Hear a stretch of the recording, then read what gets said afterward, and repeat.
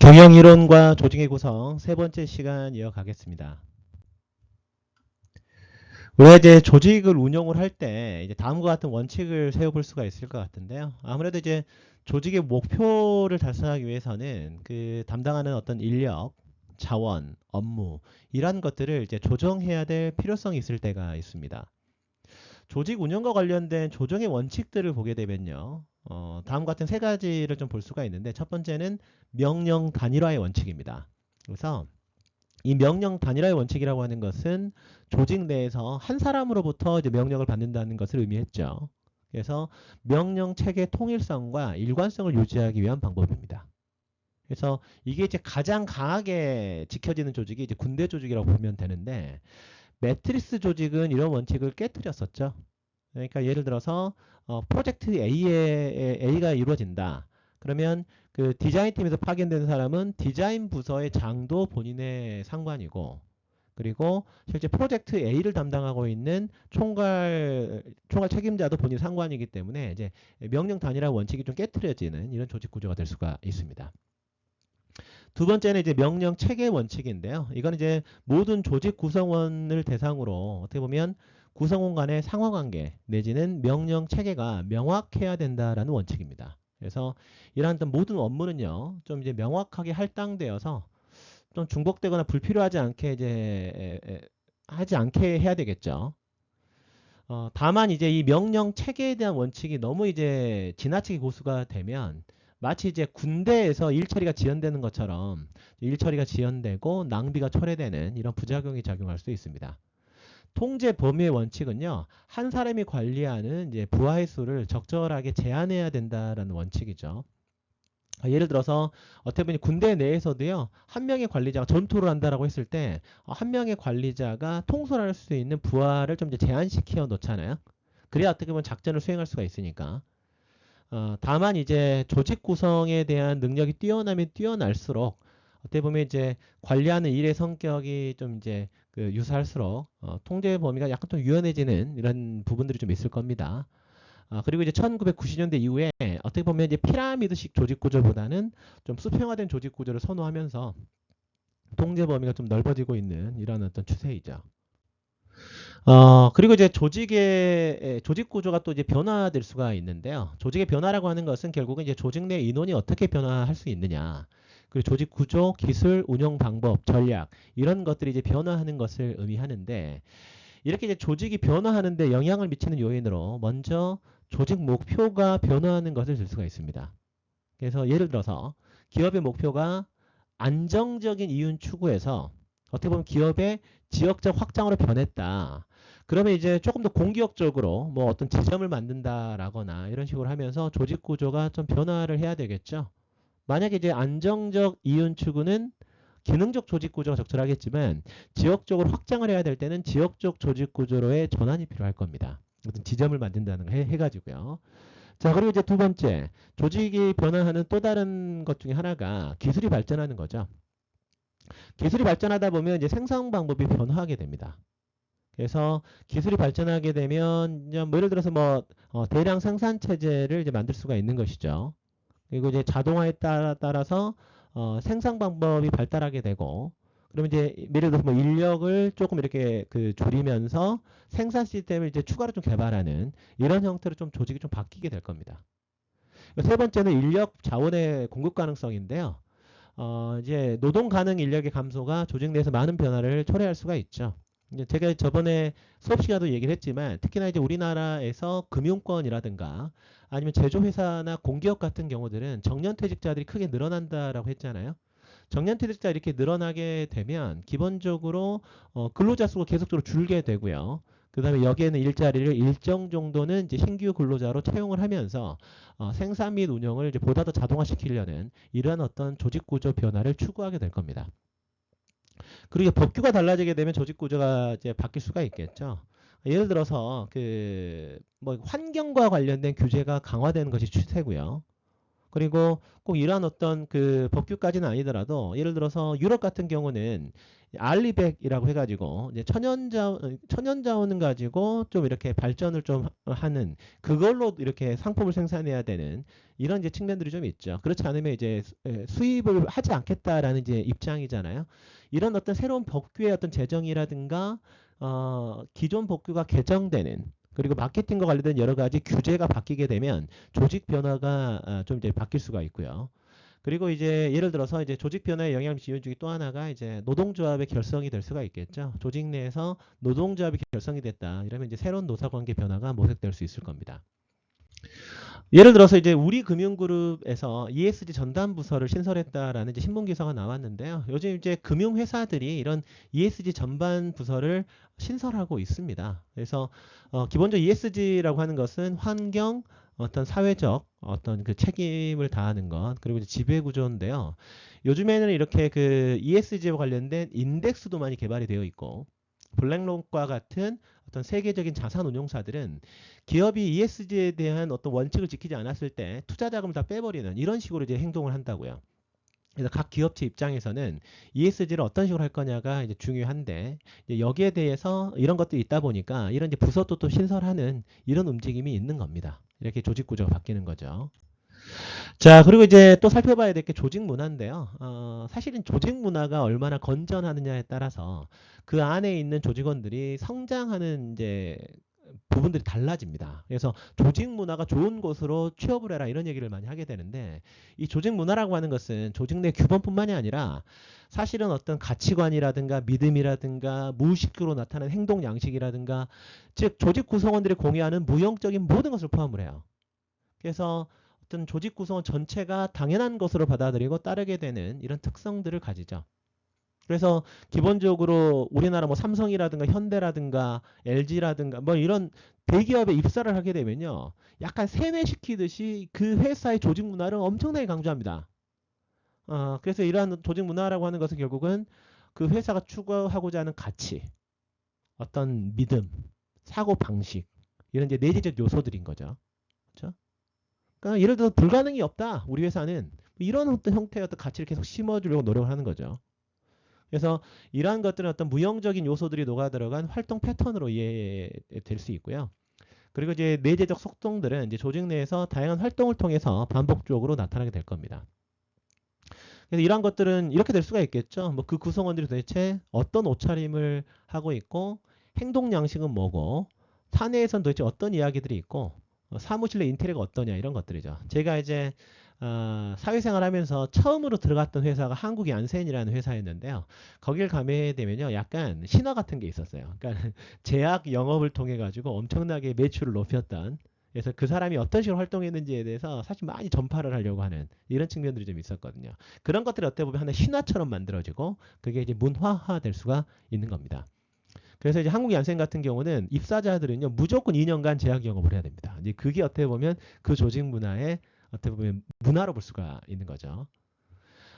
예를 들어서 이제 은행 옷차림들이 이렇게 차이가 난다라고 하네요. 약간 이렇게 국민은행, 신한은행, 하나은행처럼 약간 정말 그 아직까지 정장 차림을 고수하는 이런 옷차림도 있지만 뭐 농협이나 우리은행처럼 약간 캐주얼하게 하는 옷차림만 봐도 저 은행이 어떤 조직 문화를 가지고 있는지 대충 뭐 눈치채지지 않습니까? 이제 그런 것들을 좀 보게 될 겁니다. 예전보다는 문화가 많이 유연해지고 있는 것 같아요. 그러니까 저만 하더라도 예전에 이제 금융연수원과 같이 은행원들을 대상으로 강의를 하게 되면 정말로요. 정말 셔츠에 정장, 그다음에 타이 뭐 이런 것들이 당연했는데 요즘엔 정말 그 정말 청바지 입고 강의해도 될 정도로 많이 유연해졌거든요. 그래서 과거와는 좀 이렇게 정말 그 금융권에서도 보수적인 문화가 많이 없어지고 있는 측면들이 좀 있지 않나 이런 생각들이 좀 듭니다. 어, 이런 조직 문화는요 외형적인 요소도 중요합니다. 그래서 그 어떤 이제 특히 이제 대기업 같은 경우는 뭐 창립 기념일 행사 이런 것들을 참 중요하게 생각을 하죠. 이게 어떤 그 조직의 의식이라든가 행사를 하게 됩니다. 그래서 그 기업이 높게 평가하고 있는 어떤 가치 이런 것들을 강조하기 위해서 행사를 진행을 하죠. 그리고 이야기가 전설이 내려옵니다. 그래서 어떤 위기를 극복한 성공 스토리 롤 모델 역할을 하는 회사 내 전설적인 인물들의 이야기 이런 것들이 그 회사 내의 규범과 가치관 형성에 영향을 주죠. 뭐 예를 들어서 현대 정주영 회장이 그 어떻게 보면 이렇게 보험을 들지 않고 뭐 이렇게 배로 수출을 한 이런 사례라든가 뭐 이렇게 돈을 가지고 뭐 우리나라의 지폐를 가지고 외국 은행에서 돈 빌렸던 이런 어떤 이야기라든가 이건희 회장이 기본적으로 회장님께서 그 불량품인 핸드폰을 모아놓고 화형식을 했던 뭐 이런 거라든가 이런 어떤 이야기들이 신화처럼 내려오고 그걸 통해 가지고 우리는 도전해야 되겠다 내지는 완벽한 제품을 생산해야 되겠다 이런 식의 어떤 그 가치관을 가지게 되는 거거든요. 그리고 이제 심벌, 조형물, 상표, 사내 물리적 시설도 어떤 그 조직 문화를 보여줍니다. 그래서 뭐 회장 전용 엘리베이터가 있다라든가 노조 조합원만의 식당이 있다라든가 이렇게 되면 이제 어떻게 느껴지세요? 그 이것만 가지고도 그 조직의 어떤 문화가 좀 느껴지지 않습니까? 그리고 이제 조직 구조라고 하는 것은 이제 자율성을 보장해주는 어떤 수평적 조직이 있을 수가 있고요. 상명하달 명령 체계를 가지고 있는 수직적 조직을 가지고 있을 수도 있겠죠. 그리고 조직 문화가 권력 관계를 보여주기도 합니다. 그러니까 예를 들어서 그 어떤 회사 조직의 구성원들을 이렇게 보게 되면요. 특정 회사는 재무 출신의 CEO를 이제 그 낙점하는 경우들이 좀 있죠. 그러면 사실 그 조직 문화가 어떻게 바뀔 것인지 알 수가 있어요. 아, 재무 출신의 CEO가 가게 되면요. 비용 관리를 열심히 할 가능성이 높거든요. 그래서 지점을 좀 줄인다라거나 아니면 어떻게 비용을 줄인다라거나 마케팅을 온라인으로 전환한다거나 그런 식으로 문화가 바뀔 수가 있습니다. 그리고 뭐 특정 대학 출신을 채용한다라거나 예전에는 그 금융권에서 장교 출신들을 좀 선호했었거든요. 그러한 것들이 어떻게 보면 권력 관계 내에 조직 문화를 보여주는 외형적인 요소라고 볼 수가 있을 것 같고요.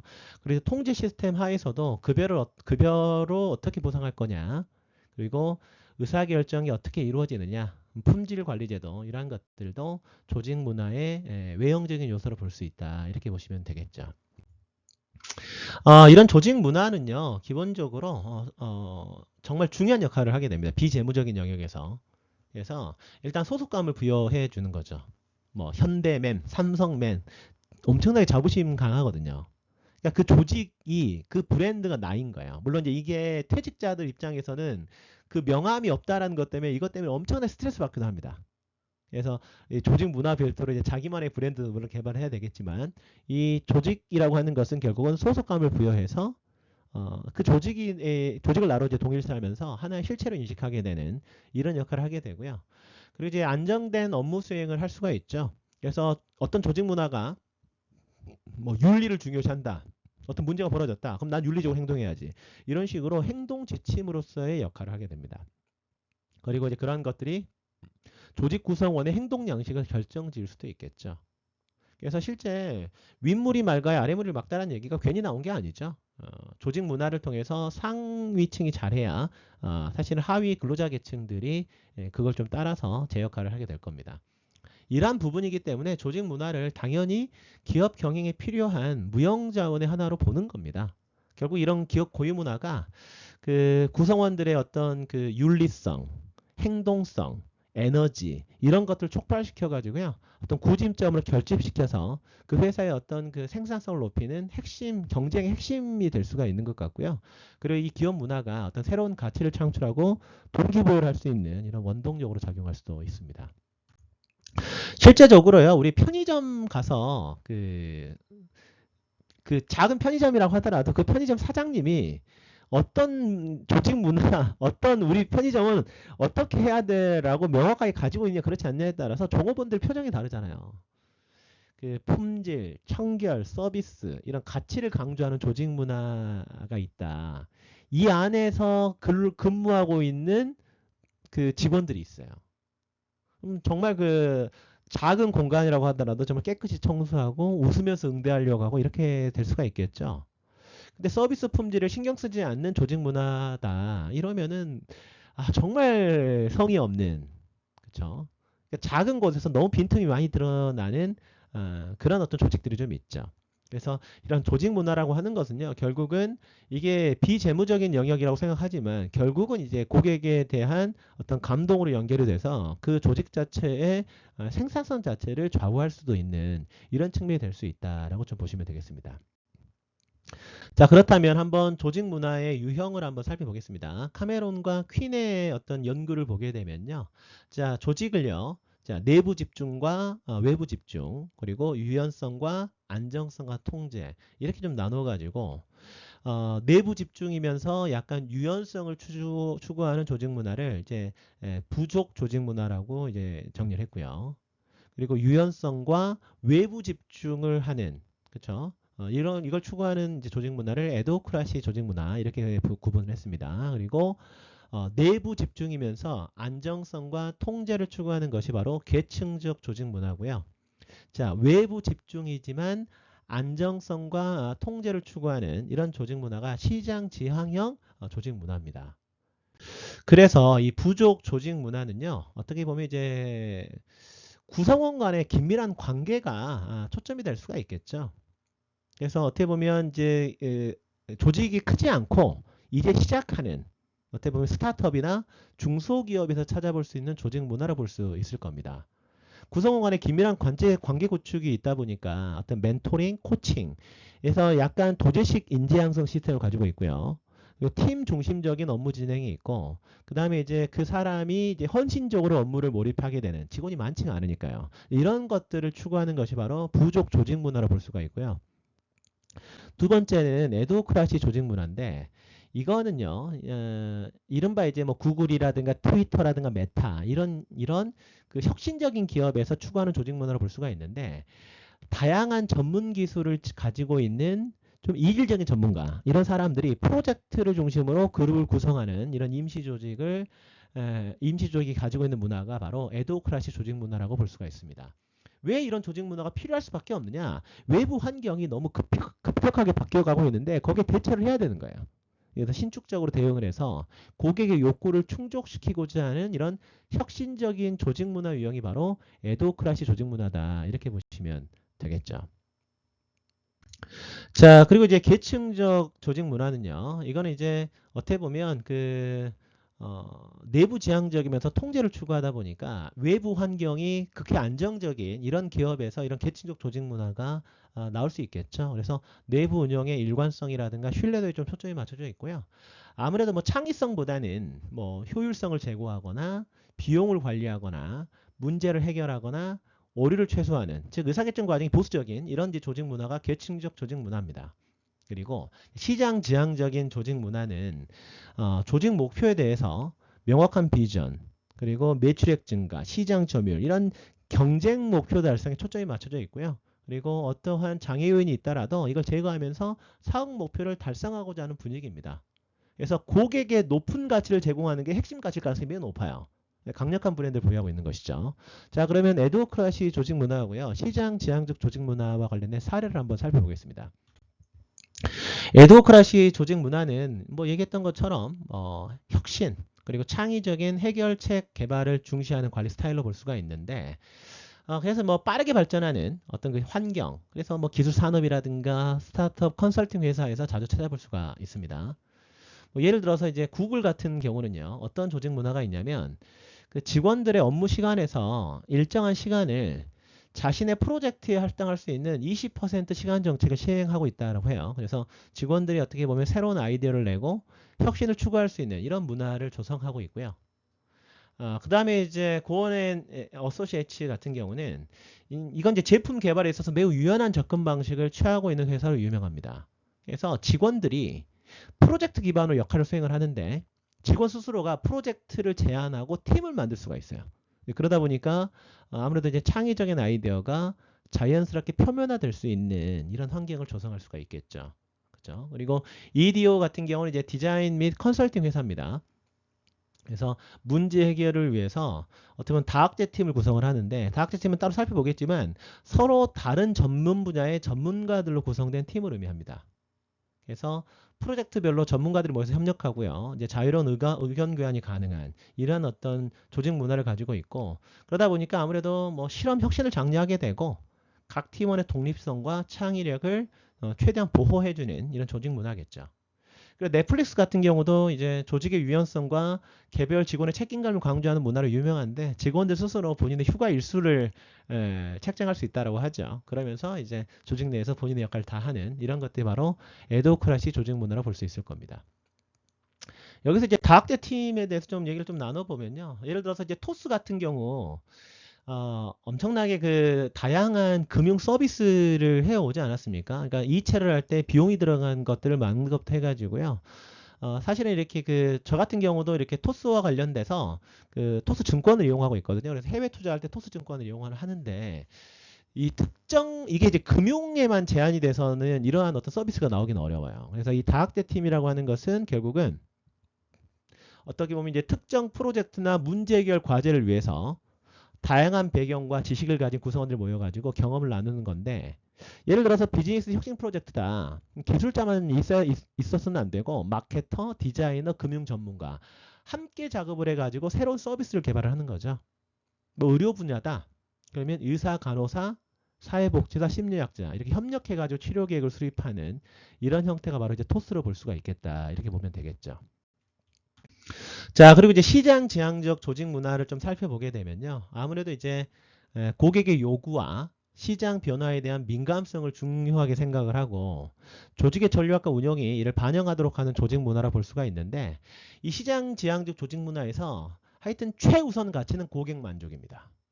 그래서 경쟁사 우위를 확보하기 위해서 시장 트렌드와 고객 행동을 연구하는 거죠. 그래서 고객 중심적으로 생각하고 경쟁자들을 일이 어떻게 하는지를 분석해서 전략을 수립하고요. 내부 프로세스보다는 외부 시장 조건에 민감하게 반응을 하고 이에 따라서 신속하게 전략을 조정하고 이제 적응하는 이러한 어떤 그 특징들이 있죠. 그래서 프록터앤갬블 같은 경우는 소비자하고 직접적인 소통을 정말 중요하게 생각하는 회사거든요. 그래서 소비자의 요구, 생활 습관 이런 것들을 깊이 연구해서 이를 기반으로 혁신적인 제품을 개발합니다. 소비자와의 소통 과정에서 얻은 피드백을 제품 개발과 마케팅에 반영을 하고요. 그리고 아마존 같은 경우는 고객 중심 문화가 핵심 가치 중에 하나이기 때문에 고객 편의성을 극대화시키기 위해서 지속적으로 서비스를 혁신하고 있죠. 쿠팡이 약간 이걸 따라하는 경향이 있는데요. 예를 들어서 이 아마존의 아마존 프라임 원클릭 주문 이게 이제 아마존이 어떻게 보면 고객 지향적인 서비스를 추구하면서 나온 사례다라고 보시면 되겠습니다. 그래서 아마존 프라임은요. 유료 멤버십 프로그램인데 뭐 예를 들어서 무료로 빠른 배송을 해주는 것 그리고 컨텐츠, 비디오, 뮤직, 책 이런 것들을 이제 무료로 이용할 수 있게끔 해주고 특별 할인 혜택을 제공해가지고요. 멤버들의 로열티를 조금 이렇게 담보하는 이런 이제 서비스가 아마존 프라임이고 원클릭 주문은요. 그러니까 고객이 상품을 구매할 때 한 번의 클릭으로 주문과 결제를 완료할 수 있는 서비스예요. 그래서 그 매번 결제 정보와 배송 정보를 입력할 필요가 없는 거죠. 그래서 어떻게 보면 편리하게 만들어주는 반복적인 정보 입력 과정을 없애서 쇼핑 시간을 줄여주는 이런 것들이 원클릭 주문입니다. 그러니까 이런 두 서비스만 보더라도 아마존의 고객 중심 전략이 어떤 건지를 좀 확인할 수가 있겠죠. 자, 우리가 이제 조직 문화의 유지와 변화 마지막으로 살펴보면 조직 문화의 유지에 미치는 요인으로는요, 아무래도 새로운 구성원이 조직 문화를 수용할 수가 있느냐, 이런 태도가 좀 긍정적인지 그렇지 않은지, 이런 것들이 조직 문화 유지에 많은 영향을 미칠 거고요. 그리고 조직 내에서 사회화 활동이 참 중요할 겁니다. 신입사원을 어떤 방식으로 교육시킬 것이냐, 그리고 사원들과 어떻게 교류할 것이냐, 그리고 가장 중요한 것 중에 하나가 최고 경영자가 조직의 문화를 형성하고 유지시키는 데 있어서 이제 어떤 역할을 할 거냐가 참 중요하죠. 조직 문화가 바뀌는 경우는요, 가장 첫 번째가 위기 상황입니다. 그래서 사실 저도 근무했던 회사에서 일했던 적이 있는데 시장이 갑작스럽게 바뀌거나 규제가 들어오게 되면요, 갑자기 회사 매출이 떨어질 수가 있어요. 이렇게 되면 실제 조직 문화가 큰 폭으로 바뀔 수가 있습니다. 그러니까 기존의 매출을 유지하기 어렵게 되면요. 시장을 확장해가는 어떤 그런 도전적인 문화에서 상당히 그 축소되면서 비용을 줄이는 문화로 바뀔 수가 있는 거거든요. 그래서 위기 상황일 때 조직 문화가 바뀌는 경향이 있고요. 두 번째, 최고 기경 경영자가 바뀌게 되면 또 이런 문제가 벌어질 수 있겠죠. 경영자가 바뀐다라고 하는 것은요, 정말 조직 문화가 크게 바뀔 수가 있습니다. 본인이 가지고 있는 가치관을 조직 구성원들에게 요구하면서 바뀔 수가 있고, 그리고 조직 규모가 이제 조직 문화를 바꿀 수가 있겠죠. 아무래도 이제 큰 조직보다는 작은 조직이 조직 문화를 바뀌기 좀 용이하겠죠. 조직의 나이도 중요할 수 있습니다. 아무래도 이제 오래된 조직일수록 조직 문화를 바꾸기가 어려우니까 이러한 것들을 좀 참고해서 조직 문화에 대해서 좀 생각해 보면 되겠습니다. 자, 그럼 이제 남는 시간 동안 여러분들은 이 프레시 사례를 좀 이제 보면서 좀 정리해 보면 좋을 것 같은데요. 이 프레시는요, 건강한 라이프 스타일을 추구하는 소비자들 타겟으로 하는 이제 패스트 캐주얼 레스토랑입니다. 그래서 칼로리와 영양 정보를 제공해서 투명성을 강조하고요. 환경 보호를 중시하는 브랜드 철학을 강조해서 친환경적인 접근 방식을 취하고 있습니다. 그리고 이제 사업 모델은 프랜차이즈 시스템인데 일단 과도한 관리 계층을 제거했거든요. 그리고 프랜차이즈 가맹점들이 자사 매장에서 본사에서 이제 사용하는 것과 동일한 문화와 직원 어떤 문화들 이런 것들을 조금 사용하도록 좀 장려하고 있고요. 그리고 이제 개별 프랜차이즈 점포들은 로컬 매니지먼트에 의해서 운영되는데 어떻게 보면 이제 본사의 지침에 따른 어떤 서비스 품질을 좀 유지하는 이런 형태입니다. 자율성과 통제를 조금 이제 그 공유하는 이런 형태로 보실 수가 있을 것 같은데요. 이런 프레시어 같은 조직들은요, 페이올의 원칙 중에서 몇 가지를 따릅니다. 그래서 어떤 것이 있는지 한번 생각해 보면 좋을 것 같고요. 자, 프레시에서 의사결정은 중앙 집중형입니까? 분산형입니까? 그리고 이것은 회사 운영에서 어떤 의미를 가질까요? 이런 것들 한번 정리해 보면 좋을 것 같고, 자, 프레시의 기업 문화가 변화를 받아들인다고 생각하는지 아니면 거부한다고 생각하는지 둘 중에 하나 의사결정을 했다면 이유는 뭔지 여기에 대해서 정리해 보시면 되겠습니다. 자, 9주차 강의 듣나 수고 많았습니다. 감사합니다.